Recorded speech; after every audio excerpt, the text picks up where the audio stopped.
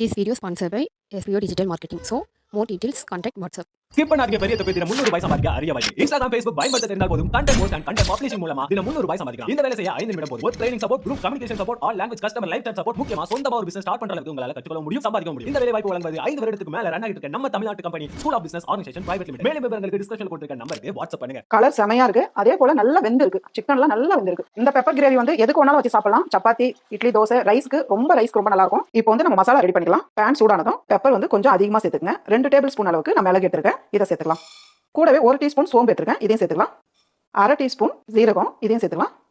நான் வந்து 1 கிலோ சிக்கன்ன்றதுனால கொஞ்சம் எல்லாமே கூடுதலா சேர்க்கிறேன். நீங்க வந்து 1/2 கிலோ சிக்கன் எடுக்கிறவங்களா இருந்தா இதுல பாதி சேர்த்துங்க. இல்ல 1.5 கிலோ 2 கிலோ எடுக்கிறவங்களா இருந்தா கொஞ்சம் கூடுதலா கூட்டிக்கங்க. இது கூடவே 2 பட்டை 4 கிராம்பு. மிளகு சீரகம் வறுக்கும் போதே நமக்கு நல்ல வாசனை வரும். அது வரல நல்லா வறுத்து எடுத்துங்க. அதே போல கருகக்கூடாது. ஒரு 2 நிமிஷம் வறுத்து எடுத்துக்கினா போதும். அதிக நேரம் ஆகாது. மிளகுல வந்து செவந்து வரது தெரியாது. நமக்கு வந்து ஜீரகம் சோம்புல தெரியும். இந்த அளவுக்கு செவந்து வரும்போது கூடவே 5 காஞ்ச மிளகாய் சேர்த்துக்கலாம். அதிக நேரம் காஞ்ச மிளகாய் செவந்து வரக்கூடாது. கொஞ்ச நேரம் செவந்து வந்தா போதும். அவ்வளவுதான். ஸ்டவ் ஆஃப் பண்ணிட்டு கொஞ்ச நேரம் நல்லா ஆற வச்சு இதை நல்லா பவுடர் பண்ணி நம்ம எடுத்துக்கலாம். இந்த சிக்கன் கிரேவி செய்யறதுக்கு நீங்க நல்லெண்ணெயிலே செய்யுங்க. ரொம்ப டேஸ்டா இருக்கும். அதே போல வாசனை ரொம்ப நல்லா இருக்கும். நான் வந்து 3 ஸ்பூன் அளவுக்கு நல்லெண்ணெய் சேர்த்துக்கிறேன்.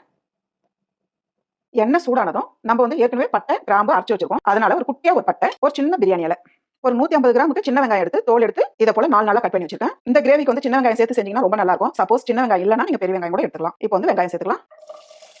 கொஞ்ச நேரம் அப்படியே வதக்கி விட்டுட்டே இருங்க. ஓரளவுக்கு நல்லா வதங்கினாலே போதும். பாருங்க, இந்த அளவுக்கு வெங்காயம் வதங்கி வர டைம்ல நம்ம தக்காளி சேர்த்துக்கலாம். தக்காளி வந்து அதிகமா சேர்க்க வேண்டியதில்லை. ஒரு தக்காளி சேர்த்தாலே போதும். நான் வந்து ஒரு தக்காளி எடுத்து பொடியை நறுக்கி வச்சிருக்கேன். இதை சேர்த்துக்கலாம்.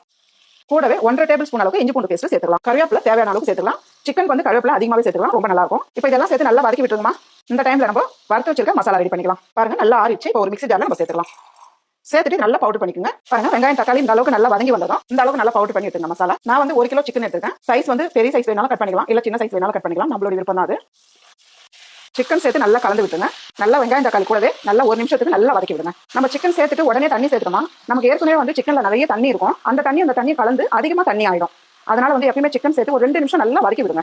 நான் வந்து ஒரு 2 நிமிஷத்துக்கு அப்படியே நல்லா வதக்கிருக்கேன். இப்போ இந்த டைம்ல நம்ம மசாலா சேர்த்துக்கலாம். மசாலா வந்து இந்த அளவுக்கு அரைச்சு எடுத்துங்க. நான் எவ்வளவு சிக்கனோ அதுக்கேற்ற மசாலா தான் அரைச்சு வச்சிருக்கேன். அதனால நான் எல்லா மசாலாவும் நான் சேர்த்துக்கிறேன். நீங்க அதிகமா மசாலா அரைச்சிட்டீங்கன்னா நீங்க எடுத்து வச்சிடலாம். கொஞ்சம் அடுத்த நேரம் சிக்கன் செய்யும்போது நம்ம சேர்த்துக்கலாம். இப்போ இந்த மசாலா சேர்த்துக்கலாம். கொஞ்சமா மஞ்சள் தூள் சேர்த்துக்கலாம். கூடவே தேவையான அளவு உப்பு சேர்த்துக்கலாம். இதெல்லாம் சேர்த்து நல்லா கலந்து விட்டுருங்க. பாருங்க, இந்த அளவுக்கு நல்லா கலந்து விட்டுட்டு அதிகம் தண்ணி சேர்க்கக்கூடாது. கொஞ்சமா தான் தண்ணி சேர்க்கணும். ஏன்னா சிக்கன்ல இருந்து தண்ணி வரும் கண்டிப்பா. நான் வந்து ஒரு 1/4 கப் அளவுக்கு தண்ணி சேர்க்க போறேன். தண்ணி சேர்த்துட்டு நல்லா கலந்து விட்டுருங்க. இந்த டைம்ல நீங்க உப்பு காரம் பார்த்துட்டு ஒரு 10 நிமிஷம் நம்ம மூடி வச்சு நடுவில் எடுத்து கிளறி விடுங்க. 10 நிமிஷம் ஆயிடுச்சு. நம்ம பார்க்கலாம். எவ்வளவு சூப்பரா இருக்கு பாருங்க. கிரேவி கலர் செமையா இருக்கு. அதே போல நல்லா வெந்திருக்கு. சிக்கன்லாம் நல்லா வெந்திருக்கு. இந்த டைம்ல 1/2 லெமன் ஜூஸ் சேர்த்துக்கலாம்.